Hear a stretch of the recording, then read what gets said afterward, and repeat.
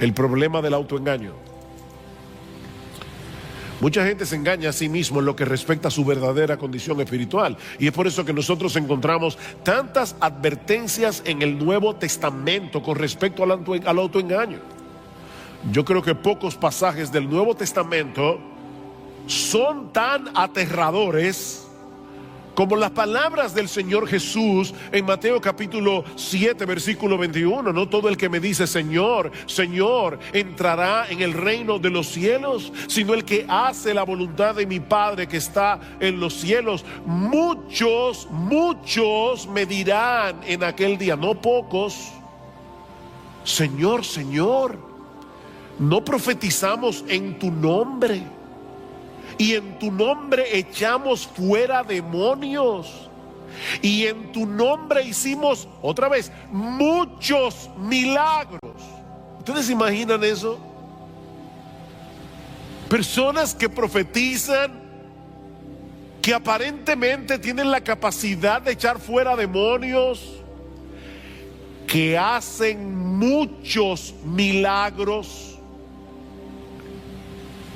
Y Jesús les va a decir en el día del juicio, yo nunca os conocí. Nunca. Apartaos de mí, hacedores de maldad. Bueno, la pregunta que yo quiero responder en esta mañana es, ¿cómo podemos estar seguros tú y yo de que no vamos a estar en ese grupo? Sí, yo estoy predicando a los amigos que están de visita en el día de hoy, pero yo estoy predicándole a los miembros de Iglesia Bíblica del Señor Jesucristo. ¿Cómo podemos estar seguros tú y yo de que no vamos a estar en ese grupo? En ese grupo de personas que mueren con la convicción de que van a recibir un veredicto favorable en el tribunal de Dios para encontrarse con la triste realidad de que estaban engañados. Bueno, Pablo hace dos cosas en este pasaje para ayudarnos a responder esta pregunta tan importante. Primero, exponer la naturaleza del autoengaño y luego demoler el autoengaño. Exponer y demoler. Veamos en primer lugar cómo Pablo expone la naturaleza del autoengaño. Versículo 17. Pero si tú que llevas el nombre de judío y te apoyas en la ley, que te glorías en Dios y que conoces su voluntad, que apruebas las cosas que son esenciales, siendo instruido por la ley, y te confías en que eres guía de los ciegos, luz de los que están en tinieblas, instructor de los necios, maestros de los faltos de madurez, que tienes en la ley la expresión misma del conocimiento y de la verdad. ¡Wow! ¡Qué descripción del judío!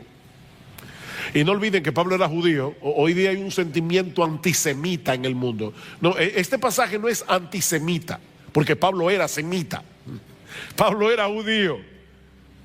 Y él está enumerando aquí varios de los privilegios que poseían los judíos por el hecho de ser judíos. Y saben que cada uno de ellos era real. Hay personas que creen disfrutar de privilegios que en realidad no les pertenecen, como los políticos, por ejemplo, que creen que ellos, por el hecho de estar en el gobierno, están por encima de la ley. Ellos creen que tienen ese privilegio y por eso hacen lo que hacen. Pero ese no es el caso aquí. Los judíos realmente disfrutaban de todos esos privilegios que ellos decían tener. A través de los siglos, los judíos han tenido que vivir con un estigma difícil, muy difícil. Han sido rechazados a través de toda la historia. Pero en los días de Pablo, la situación era muy diferente. Era un orgullo ser judío, para el judío. De ahí el primer privilegio que Pablo señala en este pasaje, al referirse a este hombre imaginario con el que él está hablando, dice, pero tú que llevas el nombre de judío, y lo lleva como un honor, tú que llevas el nombre de judío. Ellos se gloriaban en el hecho de pertenecer a la nación escogida de Dios, de ser descendientes de Abraham, con el que Dios había hecho un pacto, jurándole que Él sería su Dios y que ellos serían su pueblo. Tú llevas ese nombre con orgullo, dice Pablo, y te apoyas en la ley. Te apoyas en la ley, dice en el versículo 17. De todas las naciones de la tierra, solo a ellos Dios les había revelado la ley en el monte Sinaí, por medio de Moisés. Y Pablo va a decir al inicio del capítulo 3 de Romanos que esa era una de las ventajas que tenían los judíos. A ellos se les había confiado la palabra de Dios. A ellos tenían profetas. En tercer lugar, dice Pablo, y te glorías en Dios. Y eso no es malo en sí mismo. Todo lo contrario, el profeta Jeremías dice en uno de los pasajes más conocidos de su libro, Jeremías capítulo 9, versículo 23, que el sabio no debe gloriarse en su sabiduría, ni el valiente debe gloriarse en su valentía, ni el rico debe gloriarse en sus riquezas, mas el que se gloría, y yo creo que Pablo estaba pensando en ese texto cuando escribió Romanos, el que se gloría, gloríese de esto, de que me entiende y me conoce, pues yo soy el Señor, que hago misericordia, derecho y justicia en la tierra, porque en estas cosas me complazco, declara el Señor. Gloríese en el Señor. De hecho, Pablo va a decir esto más adelante en Romanos capítulo 10, Romanos capítulo 5, versículo 11. Pablo va a decir que los cristianos nos gloriamos en Dios. Así que no hay nada de malo en este gloriarse de los judíos. De hecho, no hay nada más sensato en la vida que gloriarse en Dios, en vez de gloriarse en uno mismo. En cuarto lugar, Pablo dice en el versículo 18, y conoces su voluntad. Conoces su voluntad. Y me llama la atención que el texto dice literalmente, conoces la voluntad, refiriéndose obviamente a la voluntad de Dios. El mundo está sumido en un mar de relativismo, pero tú conoces la voluntad del que creó el mundo. Eso es un gran privilegio que tú y yo tenemos también. Nosotros conocemos la voluntad, no una voluntad, la voluntad. Nosotros conocemos la verdad de Dios revelada en su palabra. En quinto lugar, Pablo dice, y apruebas las cosas que son esenciales siendo instruidos por la ley, o como se puede traducir también, apruebas las mejores cosas. Precisamente por tener el privilegio de ser instruido por la ley de Dios, el judío podía escoger aquellas cosas que en verdad tenían valor. Él podía ver las cosas tal cual eran en verdad. Y por todas esas razones, y en sexto lugar, Pablo dice que el judío se veía a sí mismo como alguien competente para enseñar la verdad a otros. En medio de este mundo entenebrecido, ellos eran el faro de Dios para la humanidad. Versículo 19, y te confías en que eres guía de los ciegos, luz de los que están en tinieblas, hablando de los gentiles, instructor de los necios, maestros de los faltos de madurez, tal vez para hablar de los prosélitos que se hacían judíos siendo gentiles, que tienes en la ley la expresión misma del conocimiento y de la verdad. Los judíos tenían una gran ventaja sobre las naciones gentiles que no habían recibido la luz de la revelación divina. Ellos tenían muchos privilegios.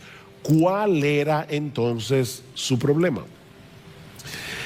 Que por el mero hecho de tener esos privilegios, ellos pensaban que estaban exentos del juicio y de la ira de Dios. No. Nosotros somos el pueblo escogido. Ellos veían sus privilegios como una especie de refugio que los iba a librar del desastre cuando tuvieran que enfrentarse delante del tribunal de Dios. Recuerden, mis hermanos, porque hace ya unos domingos que detuvimos la serie de Romanos, que esta porción de la carta, en esta porción Romanos 1:18 a Romanos capítulo 3 versículo 20, Pablo está tratando de demostrar que la necesidad del evangelio es universal. Todo el mundo necesita el evangelio, no importa de qué raza, de qué nación.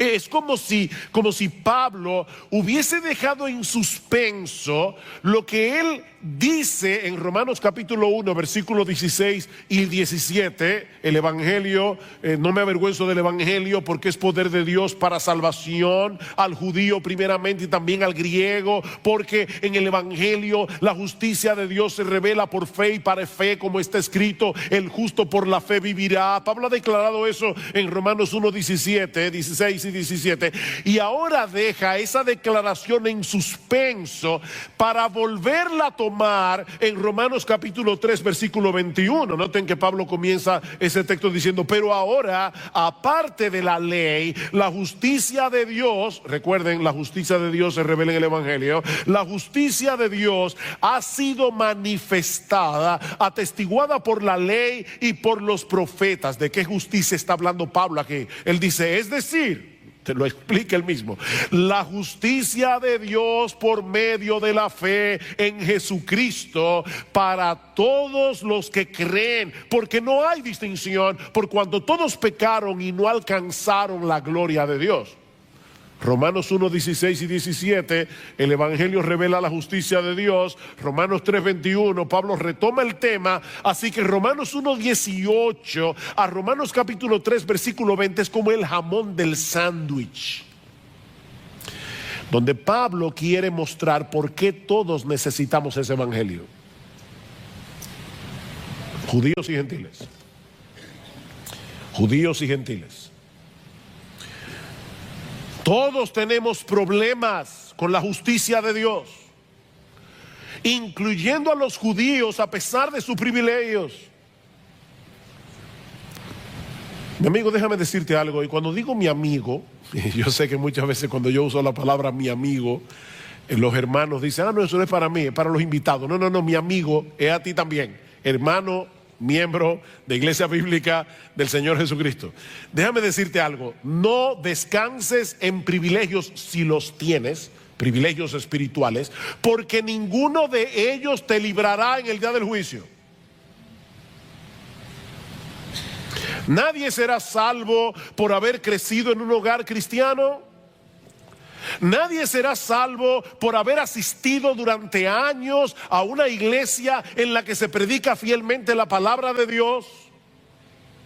Nadie será salvo por el hecho de tener buena doctrina,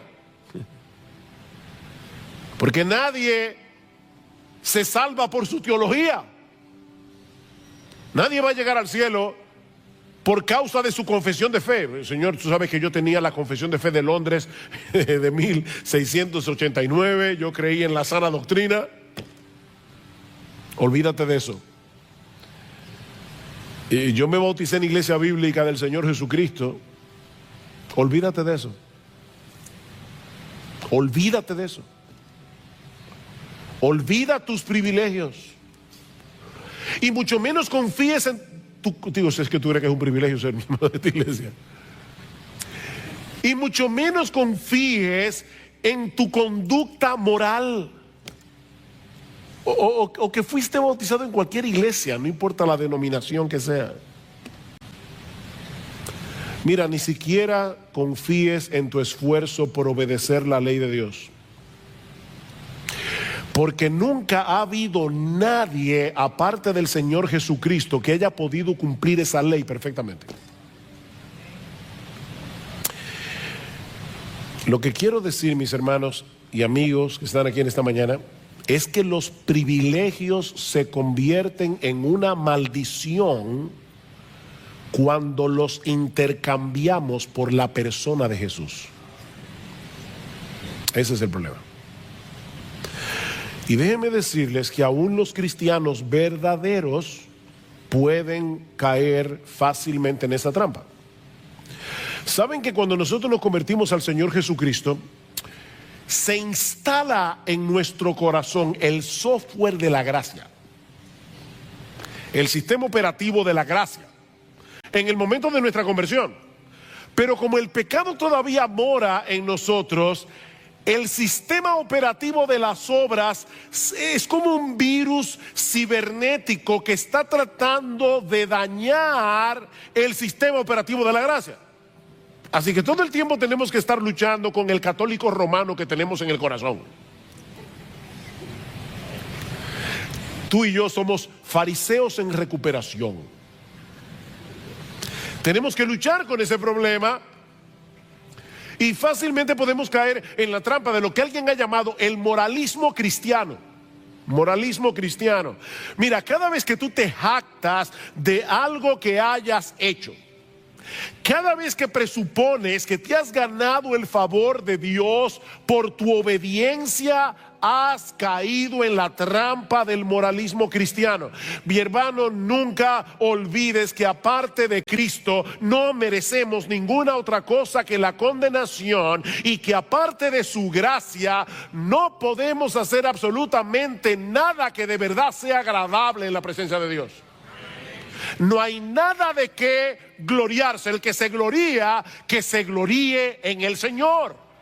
El problema del judío, como dice Pablo, y yo lo dejé en suspenso, pero ahora quiero retomarlo otra vez, cuando Pablo dice: y te apoyas en la ley. Ven, dependes de la ley, descansas en el hecho de que tienes la ley, en que estás tratando de obedecer la ley. No, mis amados hermanos, Jesucristo es el todo de la vida cristiana.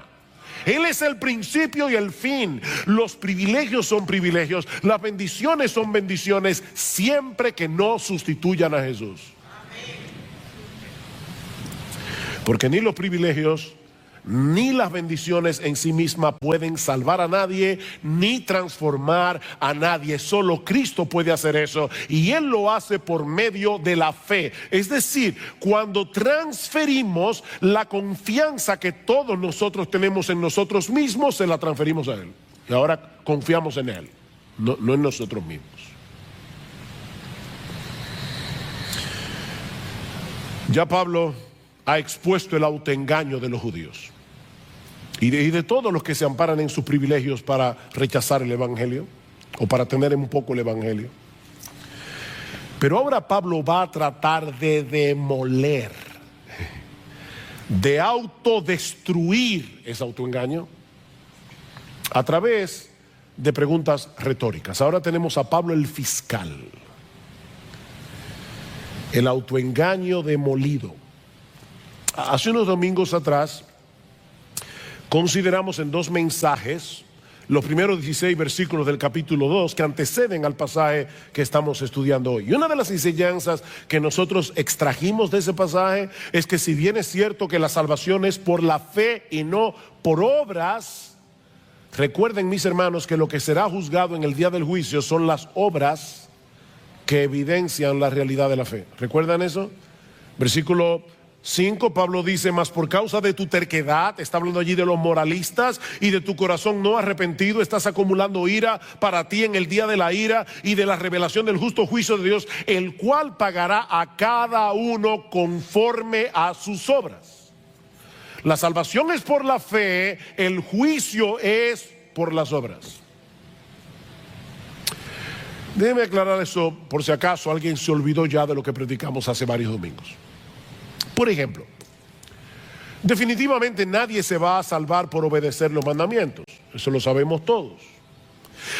Pero todo aquel que ha sido salvado por Cristo, dice la misma carta a los romanos en Romanos 6, Romanos 7, Romanos 8, que todo aquel que es salvado por Cristo es capacitado por el Espíritu de Dios que ahora mora en nosotros para obedecer a Dios sinceramente, aunque nunca podamos hacerlo perfectamente. El que me ama, mi palabra guardará. ¿Recuerdan? Si me amáis, guardad mis mandamientos, dice el Señor en Juan capítulo 14. Esa obediencia movida por la gratitud, no por un deseo servil y temor de servil de que si yo no hago esto me va a partir un rayo. No. La obediencia movida por la gratitud, la obediencia movida por el deseo de que Dios sea glorificado en mi vida, es una evidencia de que somos salvos. Pero estos judíos de los que Pablo está hablando aquí y de todos los que son como ellos, se gloriaban en el hecho de tener la ley y de enseñársela a otros, pero al mismo tiempo ellos desobedecían esa ley de diversas maneras. Vean el versículo 21. Aquí comienza el fiscal. La fiscalía. Tú pues que enseñas a otro, ¿no te enseñas a ti mismo?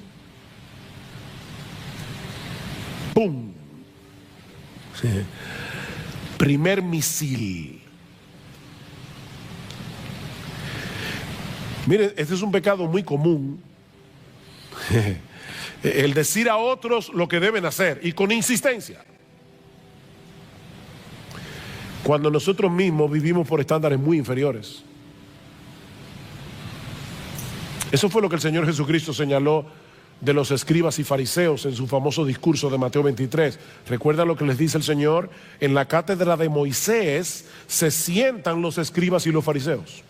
Así que todo lo que os digan que guardéis, guardadlo y hacedlo. Ellos enseñan la sana doctrina. Son ortodoxos en su enseñanza.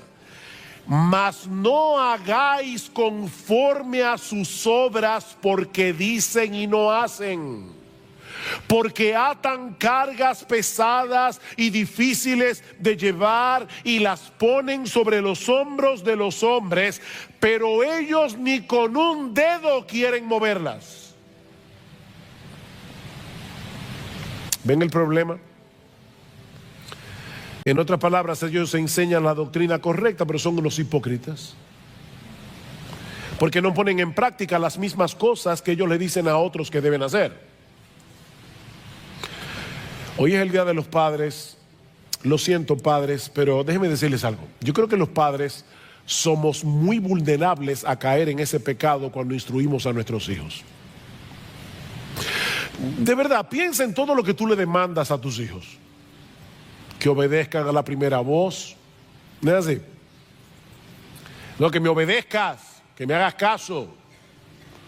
Sobre todo, que me honres porque soy tu papá. Y muy bien, los hijos deben aprender a obedecer, los hijos deben aprender a honrar a sus padres. Ahora yo te pregunto, y es una pregunta que me hago yo mismo también, es un autoexamen para todos. ¿Tenemos nosotros los padres esa misma diligencia para obedecer y honrar a nuestro Padre Celestial?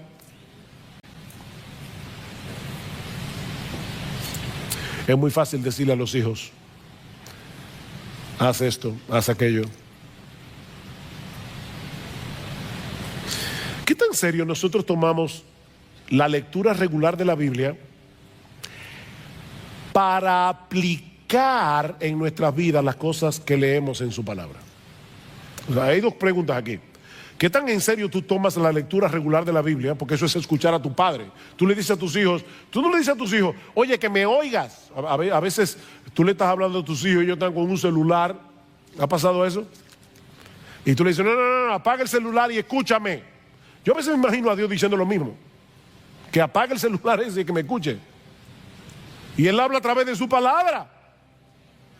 Entonces nosotros le decimos a nuestros hijos, escúchame, y Dios te dice, sí, escúchame, que yo soy tu padre, escúchame, y no me escuches simplemente para decir que hiciste el devocional, escúchame para hacer lo que leíste, escúchame. Dice Martin Lloyd-Jones, hablando de este problema, cuando lees tu Biblia día tras día, ¿te aplicas su verdad a ti mismo? ¿Qué pretendes cuando lees la Biblia? ¿Solo tener conocimiento de ella para después mostrar a los demás lo mucho que sabes y para tener argumentos para discutir? ¿O realmente quieres aplicar su verdad a ti mismo? Y ahora dice Martin Lloyd-Jones, mientras leas, háblate a ti mismo y dile a tu alma, esto es para mí. Permite que la escritura te examine. Si no lo haces, puede ser muy peligroso. Me llamó la atención esto último que dice Lloyd-Jones. En un sentido, mientras más conoces de la Biblia, más peligro corres si no te la aplicas a ti mismo. ¿Se dan cuenta que ese problema no era solo de los judíos? Antes de que intentemos aplicar la Biblia a otros, debemos comenzar con nosotros mismos. Pero estos judíos en su hipocresía se contentaban con tener la ley, enseñársela a los demás, aunque ellos mismos la desobedecían. Y Pablo da 3 ejemplos de esto. Versículo 21. Tú que predicas que no se debe robar, ¿robas? Usted ve, pastor, ahí sí yo me siento libre. Robar. Miren, hay que ser muy sinvergüenza para uno decir claramente que está a favor del robo. Todo el mundo pretende ser una persona honrada. Y yo creo que es una de las cosas que la gente más dice. Yo soy una persona honrada. Pero déjame decirte que hay muchas formas de robar. No declarar todos nuestros ingresos a la hora de pagar los impuestos es un robo. Es un robo al gobierno. Pastor, pero ellos son unos ladrones a veces y eso no es problema tuyo. La Biblia dice, pagad a todos lo que debéis. Al que honra, honra. Al que impuesto, impuesto. Tú robas cuando tú te coges la hora del almuerzo y la extiendes más allá de lo que debes. Le estás robando a tu empleador porque él te está pagando para que tú hagas un trabajo. Y mucho menos si te pones a ver en Facebook cuando deberías estar trabajando. Tú estás robando. Cuando tú sobrevaloras el precio de una propiedad al momento de venderla, eso es robar. Cuando tú no ofrendas lo que tú deberías ofrendar de acuerdo a tus ingresos, ¿tú le estás robando a Dios? Hay muchas formas de robar. Y eso por solo citar algunos ejemplos. ¿De verdad tú eres tan honrado como creías? Versículo 22. ¿Tú qué dices que no se debe adulterar? ¿Adulteras? Uy, ahí sí metió el cuchillo hondo. Todos nosotros sabemos que la Biblia prohíbe las relaciones extramaritales. Y quizás hay muchos aquí que puedan decir, mira, yo siempre he sido fiel a mi esposa, a mi esposo. Pero una de las cosas que el Señor nos hace ver en el Sermón del Monte es que ese mandamiento también es violentado cuando nosotros miramos a una mujer que no es la nuestra con ojo de lascivia y de codicia. Mateo 5:28, cualquiera que mira a una mujer que no es la tuya, para codiciarla ya adulteró con ella en su corazón. Y en aquellos días no tenían que lidiar con la epidemia pornográfica con la que nosotros tenemos que bregar en el día de hoy. Casi cualquier persona tiene al alcance de su mano muchas maneras de cometer adulterio cibernético. Viendo en el internet, en el celular, lo que no debe ver, sin que nadie, excepto Dios, se dé cuenta. Y otra vez yo te pregunto, ¿tú sigues pensando de ti mismo que eres una persona tan intachable moralmente hablando y que no necesitas del evangelio? O sea, tú nunca has codiciado tener lo que otro tiene, ni nunca se te han ido los ojos detrás de una mujer que no es la tuya, nunca. El tercer ejemplo que usa Pablo en el versículo 22 es un poco complicado, es más difícil de entender. Dice, ¿tú que abominas de los ídolos saqueas templos? Los judíos en el Antiguo Testamento tenían muchos problemas con la idolatría hasta que Dios los envió cautivos a Babilonia. A partir de ese momento, cuando los judíos salieron de Babilonia, salieron hastiados de los ídolos y nunca más tuvieron problemas con la idolatría en un sentido literal. Ellos abominaban a los ídolos, ellos se burlaban de los gentiles que adoraban estatuas, que adoraban pedazos de madera como si fueran dioses. Fíjense que Jesús nunca acusó a los fariseos ni a los judíos de su tiempo de ser idólatras. Pero al mismo tiempo hay documentos de la época que revelan que los judíos no eran tan estrictos a la hora de utilizar los metales preciosos provenientes de templos paganos que habían sido saqueados. Y ellos decían, bueno, un ídolo no es nada en el mundo. Qué bueno que se libraron de adorar esas estatuas, ahora me la están vendiendo a mí. Y ellos tomaban el oro y la plata de esos templos saqueados, a pesar de que Dios en Deuteronomio capítulo 7 versículo 25 había dicho explícitamente que las esculturas de los dioses paganos debían ser quemadas en el fuego. Dice, no codiciarás plata ni oro de ellas para tomarlos para ti, para que no tropieces en ello, pues es abominación a Jehová tu Dios. Y aparentemente es de eso que Pablo está hablando aquí.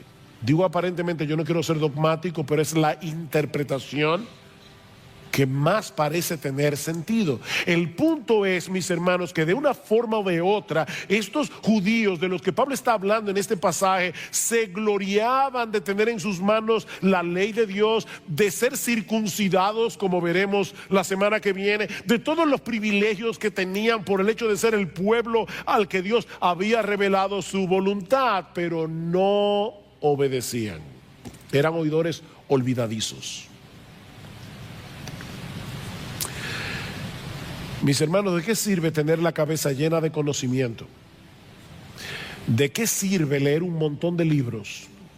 ¿De qué sirve tener la cabeza llena de teología cuando no demostramos con nuestros hechos que realmente amamos a Dios y deseamos obedecer su palabra? Dice Pablo, tú que te jactas de la ley, versículo 23, violando la ley deshonras a Dios. ¿Se dan cuenta? Cuando violamos la ley de Dios, estamos deshonrando al Dios de la ley. Por eso cuando amamos la ley de Dios, estamos amando al Dios de la ley. Oh, cuánto amo yo tu ley. Fíjense que el salmista no dice cuánto amo yo la ley. Él no era un legalista. Es cuánto amo yo tu ley. Porque es tu ley, porque salió de tu corazón, porque revela lo que tú quieres para mí. Yo amo tu ley. Dice Pablo en Romanos capítulo 7. Yo me deleito en el hombre interior, en la ley de Dios. Yo me deleito en la ley de Dios. La ley es un deleite para mí. Es la voluntad de mi Padre que está en los cielos.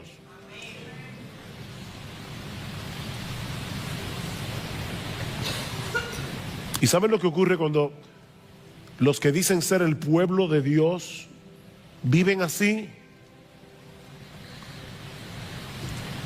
Que hacen que el mundo juzgue mal a Dios por su culpa. Dice el versículo 24, porque el nombre de Dios es blasfemado entre los gentiles por causa de vosotros, tal como está escrito.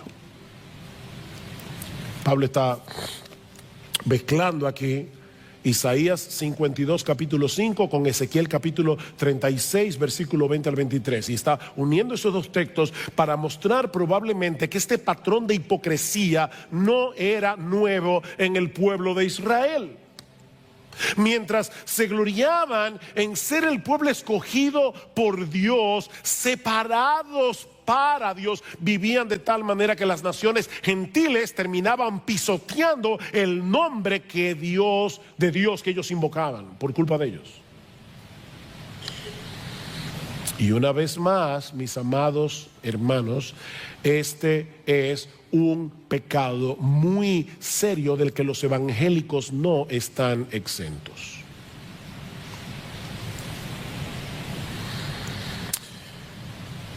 Otra vez dice Martin Lloyd-Jones, no podemos culpar al mundo incrédulo cuando juzga a Cristo y al cristianismo por lo que ven en los miembros de las iglesias. Después de todo, así como piensan los incrédulos, después de todo, ¿de qué sirve un Cristo que no transforma a nadie? Porque él dice ser cristiano, yo no veo su cristianismo en su conducta, en sus decisiones, en sus valores, cómo se visten. Déjame hacerte una pregunta. ¿Qué piensan acerca de Cristo las personas que te conocen íntimamente? Las personas que están a tu alrededor. Porque nosotros decimos que Él es un gran salvador, que nos ha salvado de nuestros pecados, nos ha rescatado. Ahora, ¿es eso evidente para ellos cuando te ven a ti o cuando me ven a mí? No porque vivamos una vida perfecta, sino porque vivimos una vida coherente. No es de perfección que estamos hablando aquí, es de coherencia. Es de coherencia. Aquel que ha sido salvado del pecado al precio de la muerte de su Salvador debería demostrarlo delante de todos, tomando en serio el pecado aun cuando peca. Porque los creyentes pecan. Y yo no sé si tú lo sabías. Pero el creyente toma el pecado en serio. Hasta cuando peca, el creyente debe ser reconocido porque es un hombre, es una mujer que vive una vida de arrepentimiento todo el tiempo y que sabe pedir perdón cuando se da cuenta de que su conducta pecaminosa ha afectado a alguien. Es una persona que se arrepiente delante de Dios y delante de los hombres. Toma el pecado en serio.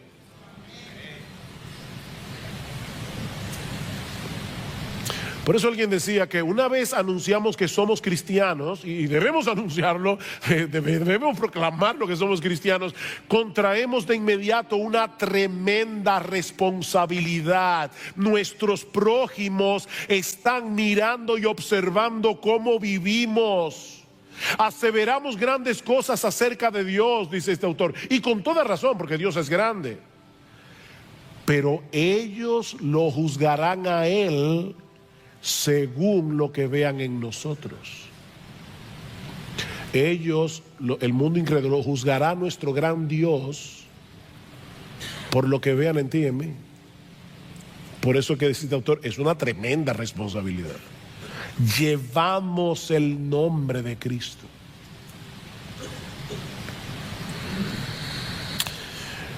Ahora, yo me preguntaba cuando leí este pasaje esta semana y preparándome para predicar, decía, ¿y a dónde es que quiere llevarnos Pablo con este proceso de argumentación? Bueno, yo creo que una de las cosas a la que Pablo quiere llevarnos es a mostrarnos que los privilegios en sí mismos no nos servirán de nada cuando tengamos que presentarnos en el tribunal de Dios. De hecho, estrictamente hablando, esos privilegios que disfrutaban los judíos y que nosotros disfrutamos aún más, los colocaban en una condición más peligrosa que la de los gentiles, porque su conocimiento de la voluntad de Dios era muy superior. ¿Recuerdan las palabras de Jesús en Lucas capítulo 12, versículo 48? Él dice, a todo aquel a quien se haya dado mucho, mucho se le demandará. Y al que mucho se le haya confiado, más se le pedirá.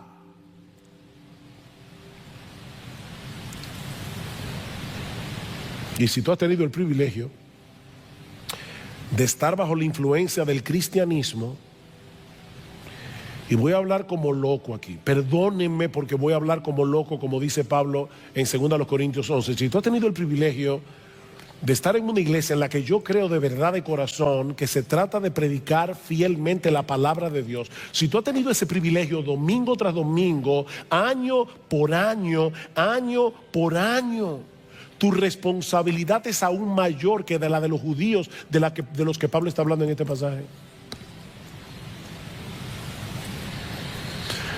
No pienses ni por un momento que por haber nacido en un hogar cristiano, por tener una esposa cristiana, por haber asistido durante mucho tiempo a una iglesia donde se predica la palabra, o porque tienes un entendimiento bastante bueno de la sana doctrina, que tú tienes buena teología, no pienses ni por un momento que por eso tú vas a salir bien parado en el día del juicio. A menos que te ampares únicamente en Jesucristo y en su obra de redención para el perdón de sus pecados, ninguno de esos privilegios te servirá de nada cuando tengas que comparecer ante el tribunal de Dios.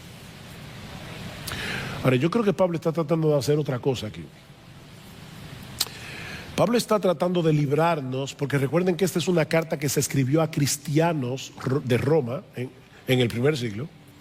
Yo creo que Pablo también está tratando de librarnos para que no cometamos el error de confiar en nuestra profesión de fe en Jesucristo si somos una contradicción andante de esa fe que profesamos. Yo voy a repetir eso otra vez. Yo creo que Pablo también nos está librando de cometer el error de confiar en nuestra profesión de fe en Jesucristo si nosotros somos una contradicción andante de esa fe que profesamos. Muéstrame tu fe por tus obras, dice Santiago, y yo te mostraré mi fe por mis obras. Muéstrame tu fe sin tus obras, es lo que dice. Muéstrame tu fe sin obras. Yo creo. ¿Y dónde están las obras? Bueno, yo te voy a mostrar mi fe por mis obras. Porque dice Santiago más adelante que una fe sin obras es una fe muerta. Y una fe muerta deja sumido en su mortandad al que la tiene. No te da vida. La fe muerta no da vida. ¿Y cuál es la fe muerta? La que no produce obras.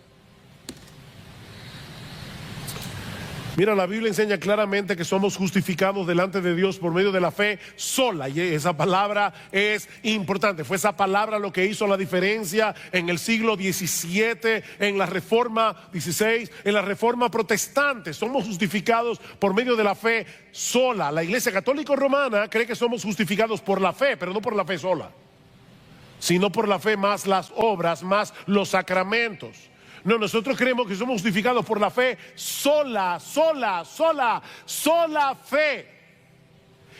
Pero esa fe por la que somos justificados nunca se encuentra sola. Debiste haber venido a la iglesia porque a Dios le agrada que tú vengas. A Dios le agrada que tú vengas. Y eso hace toda la diferencia del mundo entre un fariseo y un cristiano, entre un legalista y un cristiano. Dice John Piper, agradar a Dios no es simplemente un deber religioso, es la esencia misma de la vida humana. O sea, oigan esto, hermanos, una persona, un ser humano que no está viviendo para agradar a Dios es como un reloj que no da la hora. Amigos que nos visitan de verdad, lo que voy a decir ahora no quiero sonar ofensivo, así que voy a tratar de ser lo más dulce, tierno, tranquilo que yo pueda. Una persona que no vive para agradar a Dios no sirve para lo que fue creado.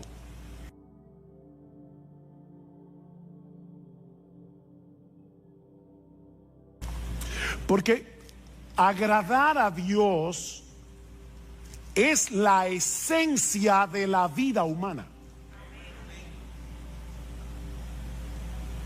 Y el ejemplo más evidente de esa realidad, obviamente, el modelo por excelencia es Jesús.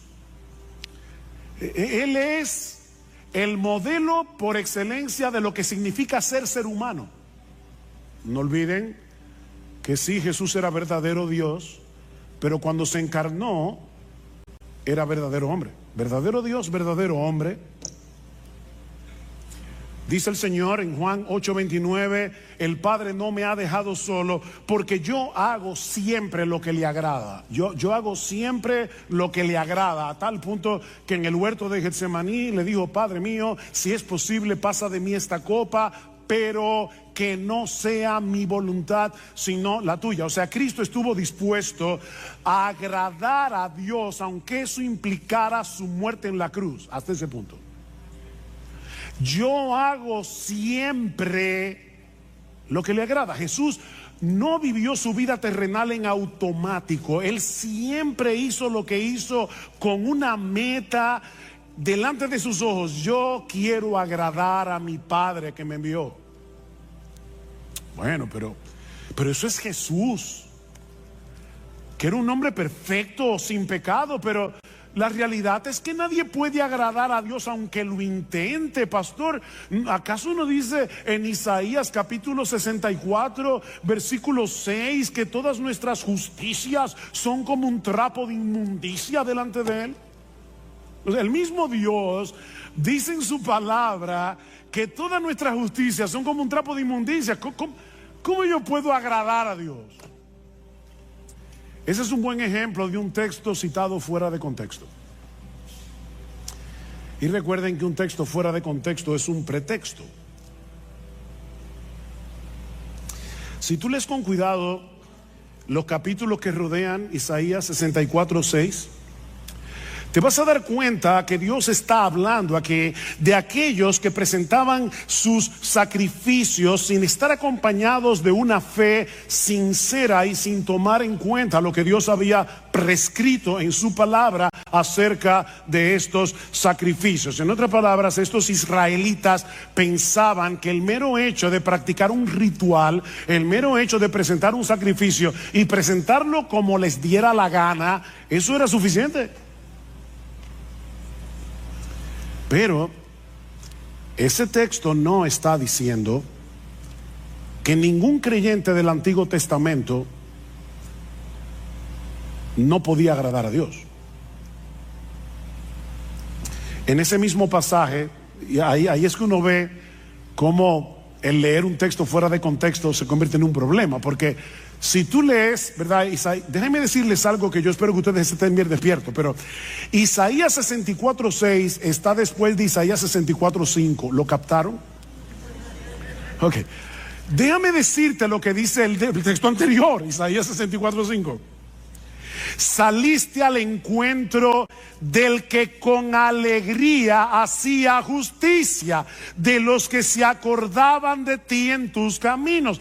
Algunos israelitas sí estaban haciendo justicia, y esas justicias no eran un trapo de inmundicia. ¿Y quiénes eran esos israelitas cuyas obras no eran trapo de inmundicia? Bueno, déjame darte ahora algo más profundo. Isaías 64:6 está después de Isaías 64:5, e Isaías 64:5 está después de Isaías 64:4. Hoy estoy profundo. Y en Isaías 64:4 dice que los que agradan a Dios son aquellos que esperan en Él. Son aquellos que no están tratando de ganarse el favor de Dios a través de sus sacrificios. Son hombres y mujeres que esperan en Dios.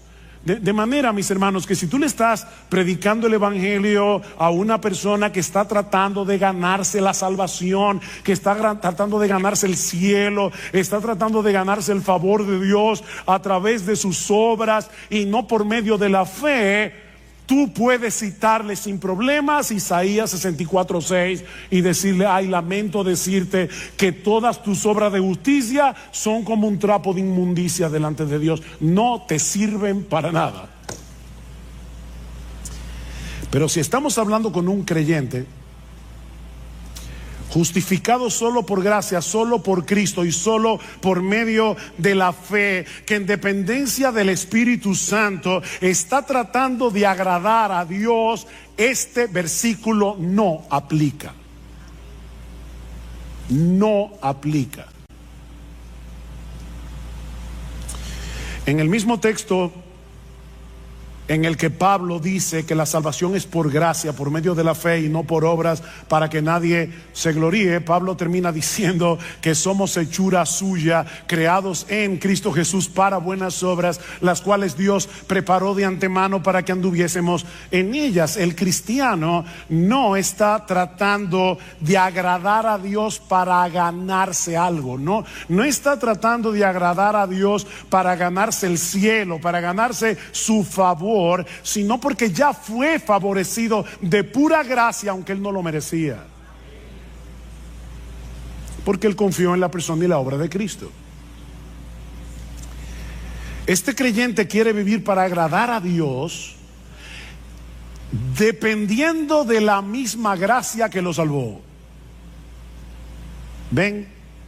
Él es salvo por gracia, obediente por gracia, hace buenas obras por gracia. Él está dependiendo de la misma gracia que lo salvó. 1 Corintios 15:10, Pablo dice: por la gracia de Dios yo soy lo que soy. Su gracia no ha sido en vano para conmigo. O sea, su gracia ha estado operando en mí para que yo haga todo lo que hago. Es su gracia. En otras palabras, yo quiero convencerte en esta mañana de que tú puedes agradar a Dios. Podemos agradar a Dios porque ya Dios nos capacitó para agradarlo y puso en nosotros por su Espíritu el deseo de hacerlo. Nos capacitó y nos motiva. Uno de los pasajes del Nuevo Testamento que mejor expresa esa misteriosa interacción entre el obrar de Dios y nuestro obrar, y de paso es uno de mis textos favoritos del Nuevo Testamento, es Hebreos capítulo 13, versículo 20 y 21, en una doxología donde Pablo expresa lo siguiente: y el Dios de paz, que resucitó de los muertos a nuestro Señor Jesucristo, el gran pastor de las ovejas, por la sangre del pacto eterno, os haga, ese buen pastor, os haga aptos en toda buena obra, para que hagáis su voluntad. Ahora el misterio: haciendo Él en vosotros lo que es agradable delante de Él por Jesucristo. Haciendo Él en vosotros lo que es agradable delante de Él por Jesucristo, al cual sea la gloria por los siglos de los siglos. Amén. Nuestro gran pastor no solo derramó su sangre por nosotros en la cruz para el perdón de nuestros pecados, sino que ahora Él continúa fortaleciéndonos, Él continúa capacitándonos internamente, Él continúa manteniendo viva nuestra fe para que podamos hacer lo que es agradable para Dios. Y insisto en lo de la fe, porque la Biblia dice en Hebreos capítulo 11, versículo 6, que sin fe es imposible agradar a Dios. Él está obrando en nuestro obrar, y a Dios le agrada ver la obra de su Hijo en nuestro obrar. O como dice Pablo en Filipenses 2:13, Él es el que está produciendo en nosotros el querer como el hacer por su buena voluntad. Esas obras que hacemos en unión con Cristo, en dependencia de Cristo, por el poder de Cristo, no son trapos de inmundicia. No son trapos de inmundicia. De manera que si tú eres un creyente, un verdadero creyente, no solamente puedes, es que tú debes vivir agradando a Dios. No vivas tu vida cristiana en automático, por inercia, haciendo ciertas cosas, dejando de hacer otras, porque eso es lo que se espera de una persona que dice ser cristiana. O sea, no sea como el esposo que el día del aniversario le lleva un ramo de rosas a su esposa porque vio en un anuncio que esa era una de las cosas que un esposo puede hacer para que la esposa no tenga malas el día del aniversario. Ay, gracias, mi amor, por ese ramo de rosas. No, no te preocupes, es mi deber. Mira, créeme, a tu esposa no le va a hacer ninguna gracia. Porque lo que hace feliz a tu esposa no es el ramo de rosas, es tu deseo de agradarla. Como ella entiende, ¿verdad? El agrado.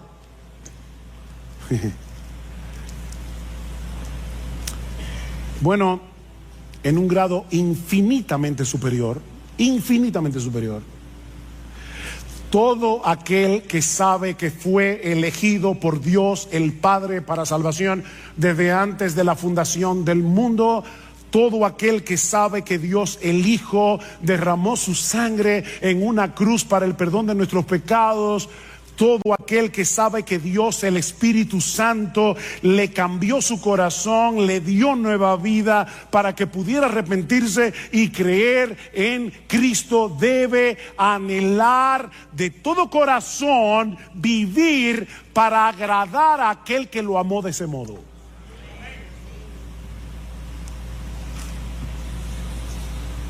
¿Y cómo luce esa vida que agrada a Dios? O planteándolo de otro modo, ¿cómo podemos los creyentes vivir de tal manera que Dios se agrade con nosotros? Bueno, en el resto del pasaje, hasta el versículo 12, Pablo va a decir algunas cosas que vamos a estudiar más adelante. Eso incluye la pureza sexual, versículos 3 al 8. Una de las cosas que vamos a ver allí es cómo nosotros podemos vencer la impureza sexual, la inmoralidad sexual. Pablo habla de eso en ese texto. Pero la pureza sexual es algo que agrada a Dios. En los versículos 9 al 10 vemos que el amor entre los hermanos es algo que agrada a Dios. Y ahora sorpréndete, en los versículos 11 y 12 vemos que a Dios le agrada ver a una persona siendo responsable en su trabajo. ¿Tú sabías eso? Que cuando tú eres responsable en tu trabajo, a Dios le agrada eso. Eso lo vamos a ver en el texto. Yo no me estoy inventando nada. Así que en este pasaje vemos que la pureza sexual, el amor entre los hermanos, el amor creciente entre los hermanos y la responsabilidad laboral son cosas que agradan a Dios. Pero la Biblia menciona muchas otras cosas que son del agrado de Dios. En el texto que leímos al principio, en la carta de Pablo a los Colosenses, Pablo dice a estos hermanos que él está orando por ellos y pidiendo que ellos sean llenos del conocimiento de su voluntad en toda sabiduría e inteligencia espiritual, para que andéis como es digno del Señor, agradándole en todo. Pastor, en el texto griego, ¿qué significa la palabra todo? Eso mismo. Todo. Todo. ¿Y cómo yo hago eso? Bueno, el texto sigue hablando y nos dice algunas formas en las que nosotros podemos agradar al Señor. Dice, llevando fruto en toda buena obra, una vida fructífera agrada a Dios. Sobre todo el fruto del Espíritu Santo, que es desarrollar en nosotros el carácter de Jesús, ¿verdad? Amor, gozo, paz, paciencia, benignidad, bondad, fe, mansedumbre, templanza. En la misma medida en que tú te pareces más a Jesús y menos a ti, Dios se agrada. Creciendo en el conocimiento de Dios, dice Pablo, lo que agrada a Dios no es que llenemos la cabeza de teología, de informaciones, es que crezcamos en nuestro conocimiento de Él para disfrutar de una mayor intimidad con Él. A mí me encanta leer biografías, es una de mis secciones de lecturas favoritas. Me encanta leer biografías. Recientemente estuve leyendo he leído 2 biografías en este año. La biografía de R.C. Sproul, que murió hace recientemente, y la biografía de Tim Keller, que también murió hace relativamente poco tiempo. Yo tuve la oportunidad de saludar a esos 2 hombres en diferentes eventos. Ahora, si ustedes me preguntan, ¿tú conociste a R.C. Sproul? Mi respuesta, no. ¿Tú conociste a Tim Keller? No. Yo tengo información acerca de ellos dos, pero yo no los conocía. Bueno, se puede tener información de Dios y no conocer a Dios. Pero Pablo sigue diciendo, o sea, la vida fructífera agrada a Dios, crecer en el conocimiento de Dios, obviamente agrada a Dios. Pregúntale a tu esposa, esposo, si a ella no le agrada que tú crezcas en tu relación con ella. Pero en tercer lugar, fortalecidos con todo poder conforme a la potencia de su gloria, para toda paciencia y longanimidad, es decir, para toda paciencia y perseverancia, sobre todo en medio de las presiones, en medio de las pruebas. ¿Sabes qué, mi hermano? Cuando tú estás sufriendo, cuando tú estás en medio de una gran aflicción y por obra del Espíritu Santo en ti que te capacita, tú soportas la aflicción en el poder que viene de Dios, eso agrada a Dios. Ese texto me fue de una tremenda bendición esta semana. Estaba muy agobiado en mi pensamiento con varias cosas. Y me alegra que en uno de los salmos dice: ¿quién me diese alas de águila y vuele a tal? Yo no sé dónde. ¿Verdad que hay momentos que uno quiere desaparecerse del mapa? ¿O a ti no te pasa? Y con ese sentimiento en mi corazón, créame, vino ese texto a mi mente.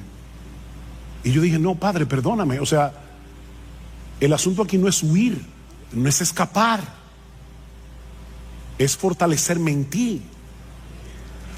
Porque cuando yo hago eso, a ti te agrada, a ti te agrada que en la prueba, en el dolor, me fortalezca en Dios. Eso agrada a Dios.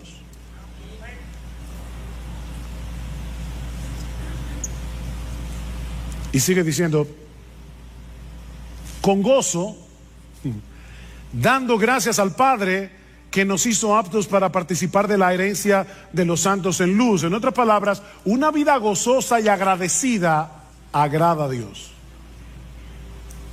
Una vida con gozo y con gratitud agrada a Dios. Y créanme, hermano, yo podría seguir citando texto tras textos. Pablo dice en Romanos capítulo 12 versículo 1 que presentar nuestros cuerpos en sacrificio vivo sobre la base de lo que Cristo hizo por nosotros en el Evangelio. Os rogamos por las misericordias de Dios. Cuando presentamos nuestro sacrificio, nuestro cuerpo en sacrificio vivo, eso agrada a Dios. Romanos 14 18 dice que cuando nosotros restringimos nuestra libertad cristiana por amor al hermano débil, eso agrada a Dios. Dicen Romanos 14, 18, dice, porque el que en esto sirve a Cristo, o sea, en restringir tu libertad, yo sé que yo puedo hacer esto, pero aquí está mi hermano débil, puedo llevarlo a él a pecar, me voy a restringir de mi libertad. Dice Pablo, el que en esto sirve a Cristo agrada a Dios. Y más adelante en Romanos 15 dice: cada uno de nosotros agrade a su prójimo en lo que es bueno para edificación, porque ni aun Cristo se agradó a sí mismo. El Hijo de Dios, el que sí podía vivir para agradarse a sí mismo porque es Dios, decidió no agradarse a sí mismo. Y porque Cristo decidió no agradarse a sí mismo, es porque tú eres salvo. Porque si hubiese querido agradarse a sí mismo, no habría ido a la cruz. Y ahora Pablo está diciendo: mira a Cristo y vive así. Hijos, niños y jóvenes, obedecer a vuestros padres agrada a Dios. Colosenses capítulo 3 versículo 20 dice: hijos, obedeced a vuestros padres en todo, porque esto agrada al Señor. La próxima vez que tus padres te pidan algo que no te agrade hacer, no piensa en este momento: lo que mi papá me está pidiendo no me agrada, pero a Dios le agrada que yo obedezca, a menos que sea un pecado. A Dios le agrada que andemos en comunión con Él. Es interesante que en Génesis capítulo 5, versículo 22, dice que Enoc anduvo con Dios. Ustedes conocen ese texto. Pero en la versión griega del Antiguo Testamento, conocido como la Septuaginta, dice que Enoc agradó a Dios. O sea, donde dice que Enoc anduvo con Dios, la Septuaginta dice agradó a Dios. Y luego el autor de la carta a los Hebreos, basándose en este texto, dice: por la fe Enoc fue traspuesto para no ver muerte, y no fue hallado porque lo traspuso Dios, y antes que fuese traspuesto tuvo testimonio de haber agradado a Dios. ¿Ven que se puede agradar a Dios? Dios no le dijo a Enoc: eso es trapo de inmundicia. No.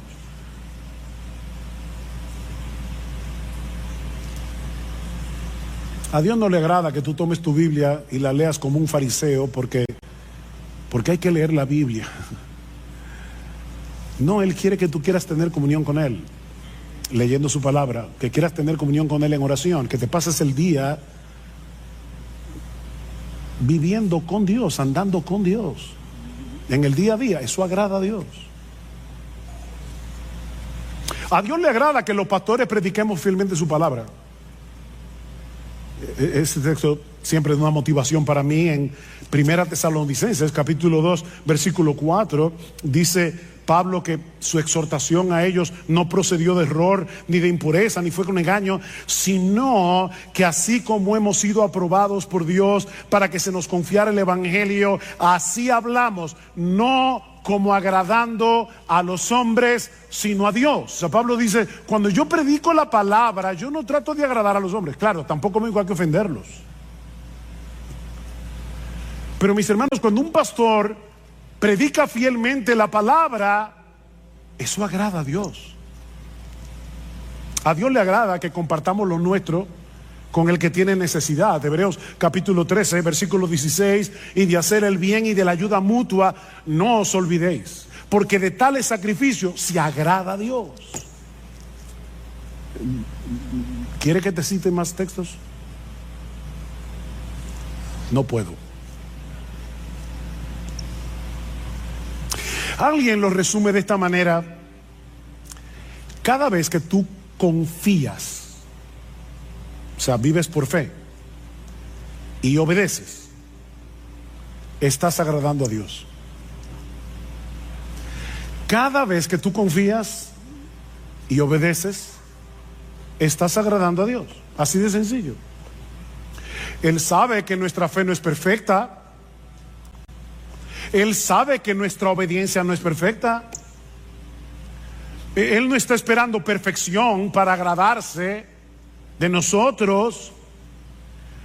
Lo que Él está esperando es que nosotros vivamos intencionalmente para Él, en dependencia de Él. No te olvides, mi hermanos, que Él es nuestro Padre en virtud de nuestra unión con su Hijo. Y es a ese Padre que estamos tratando de agradar. ¿Tú te imaginas a un padre sensato, normal, con buen juicio,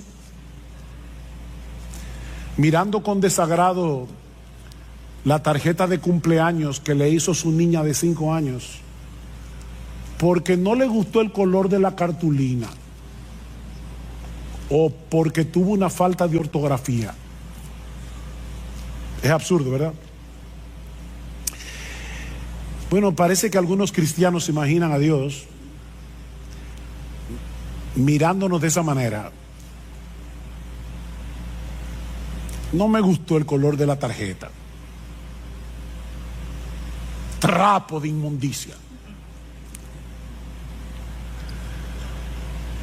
A.W. Tozer dice: de la falta de comprensión adecuada de Dios surge un mundo de infelicidad entre los buenos cristianos de hoy. Un mundo de infelicidad. Y luego añade: se piensa que la vida cristiana consiste en llevar una cruz sombría y sin alivio bajo la mirada de un padre severo que espera mucho y no excusa nada. Un padre austero, malhumorado, muy temperamental y extremadamente difícil de complacer. ¿Te ha pasado eso por la cabeza? ¿Has visto alguna vez a Dios así?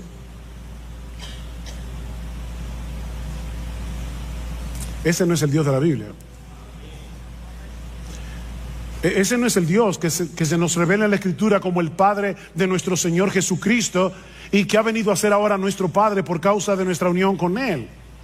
Si eres creyente, mi hermano, ahora tú estás vestido con la ropa de gala de la justicia perfecta de Jesús, y por lo tanto tus intentos de agradar a Dios no son un trapo de inmundicia, es la ropa de Jesús.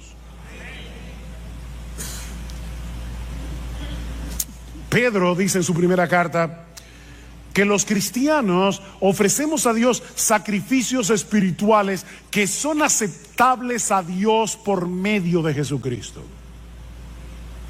Yo he oído hermanos que le da vergüenza cantar en voz alta porque no cantan bien, o ellos creen que no lo voy a juzgar ahora, ¿verdad?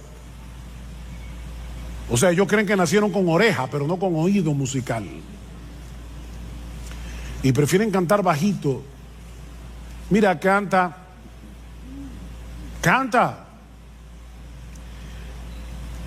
Que tus gallos y tus desafines son lavados por la sangre de Jesús antes de que lleguen al oído del Padre.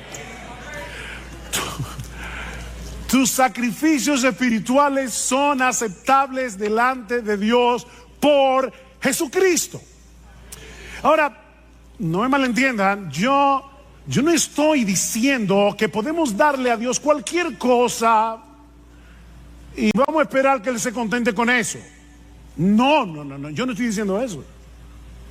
Lo que estoy diciendo, mis hermanos, es que tú y yo, si somos cristianos, debemos entregarle toda nuestra vida viviendo intencionalmente para agradarle a Él, pero sabiendo de antemano que la perfección de Jesús cubrirá todas nuestras imperfecciones. Eso es lo que estamos diciendo. Pero vive para agradar a Dios.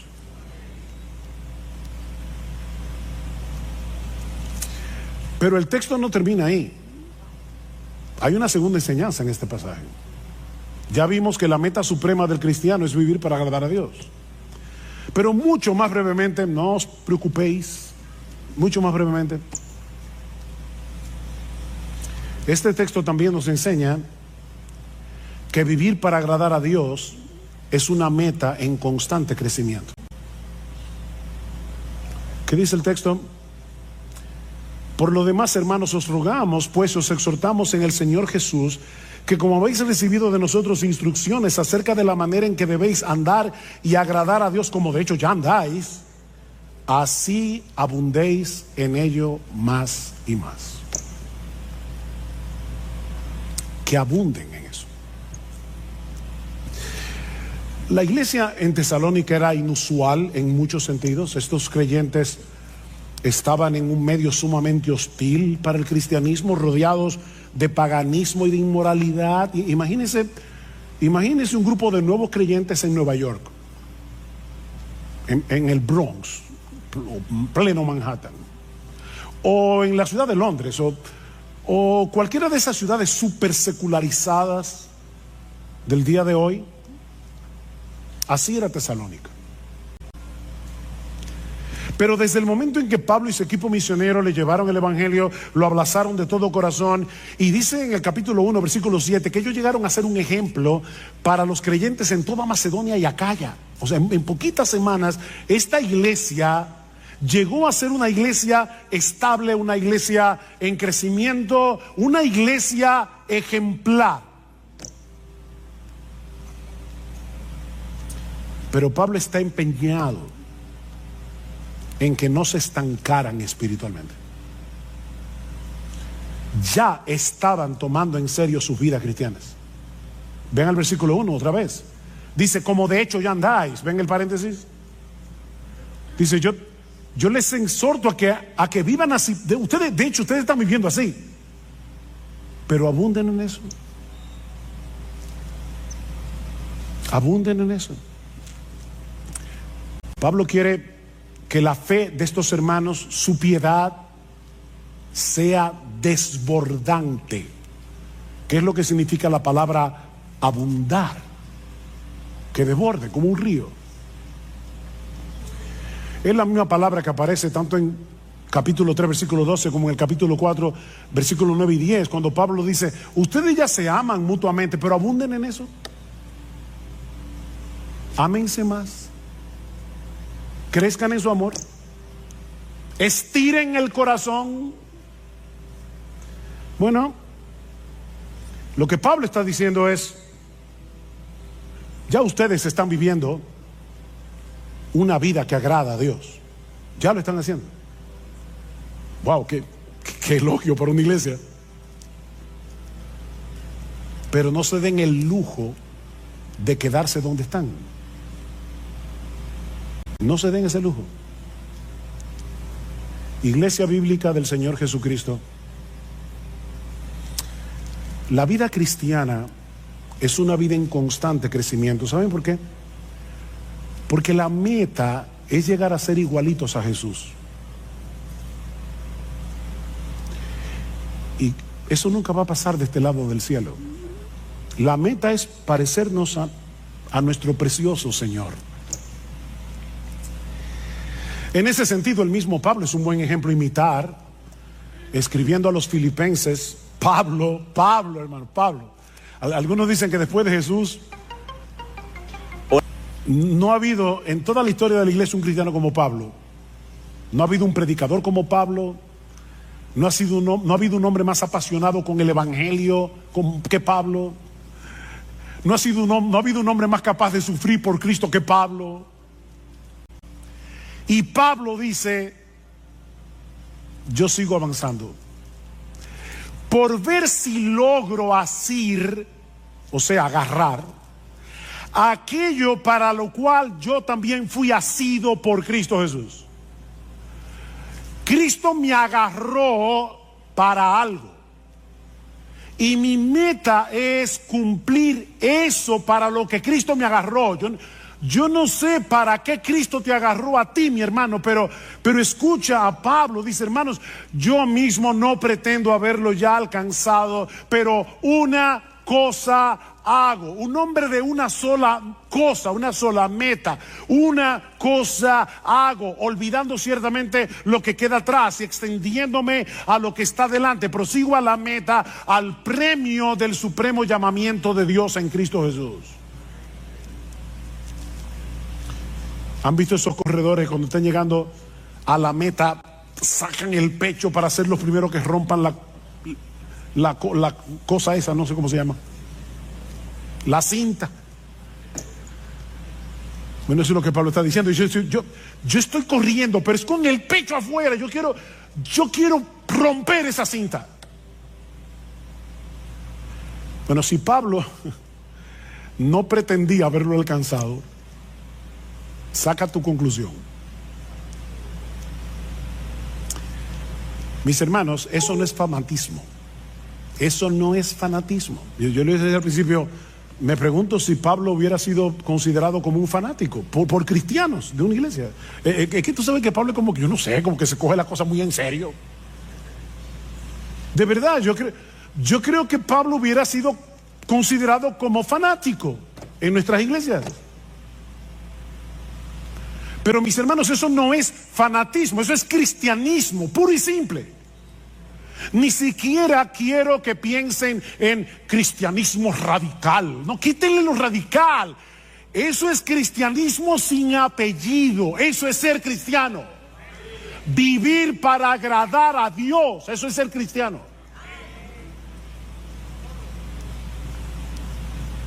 Ese no es el privilegio de unos cuantos cristianos super espirituales. Una casta que hay en la iglesia. Me llama la atención que escribiéndole a los corintios, nada más y menos que a los corintios, era una iglesia tan madura, una iglesia llena de problemas, y en esa carta Pablo compara la vida cristiana práctica con una carrera. ¿Y saben lo que Pablo le dice a esos cristianos de Corinto, de una iglesia tan mala? Corran esta carrera de tal manera que si uno solo va a ser el que se lleve el premio, que seas tú. Vive así. Estamos aquí todos juntos en esta carrera. IBCJ, miembros de IBCJ, todos estamos aquí corriendo. Y ya nos anunciaron que uno solo se va a llevar el premio. Uno solo. Mira, corre. Ah, no, yo sé que va a ser, seguro que va a ser uno de los pastores. No. Porque el mismo Pablo dice en ese texto, yo sigo corriendo y trato de correr bien, no sea que habiendo sido yo heraldo para muchos, después yo sea descalificado en la carrera. Cualquiera de nosotros puede ser descalificado aquí. Corre tú, mi hermano, mi hermana, corre tú, como si fueras el único que fuera a llevarte el premio. ¿No sabéis que los que corren en el estadio, todos a la verdad corren, pero uno solo se lleva el premio? Le dice Pablo a estos creyentes. Corred de tal manera que lo obtengáis.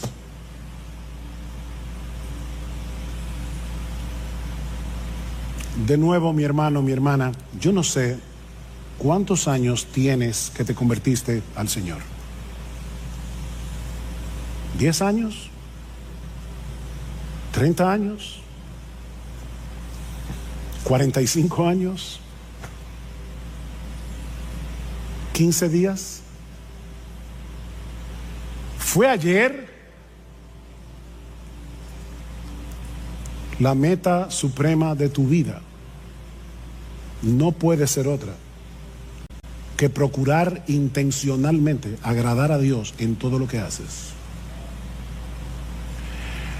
No para ganarte nada de Dios, no para ganarte su favor, no, sino porque ya fuiste favorecido gratis por causa de Jesús. Alguien dijo, y me encanta esta frase, la he repetido otras veces en este púlpito: no trates de impresionar a Dios, que ya Cristo lo impresionó por ti.